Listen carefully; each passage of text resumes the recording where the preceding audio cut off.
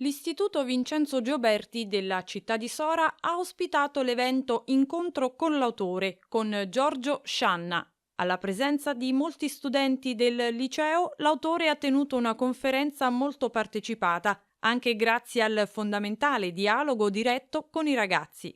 Tema dell'incontro il libro intitolato La regola dei pesci, un romanzo che a partire da un fatto di cronaca, come la scomparsa di 4 ragazzi appena diciottenni, arriva a toccare una moltitudine di aspetti della sfera sociale e familiare.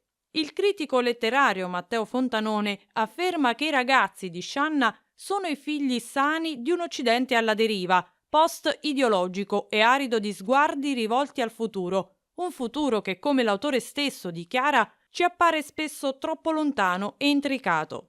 La storia raccontata parla anche di fatti di cronaca che per fortuna sono estremi, limitati e in qualche modo anche lontani.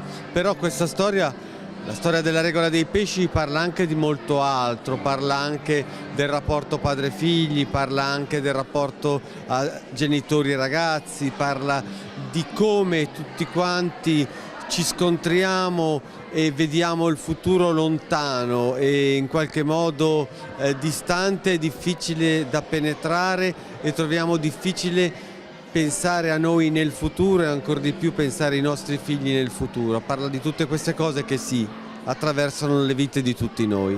Un'analisi dunque molto dettagliata della sfera adolescenziale, quella che Giorgio Scianna dipinge nelle pagine del romanzo. Un'analisi che coinvolge anche i genitori e li obbliga ad ascoltare le voci silenziose dei propri figli che vogliono gridare aiuto al mondo adulto.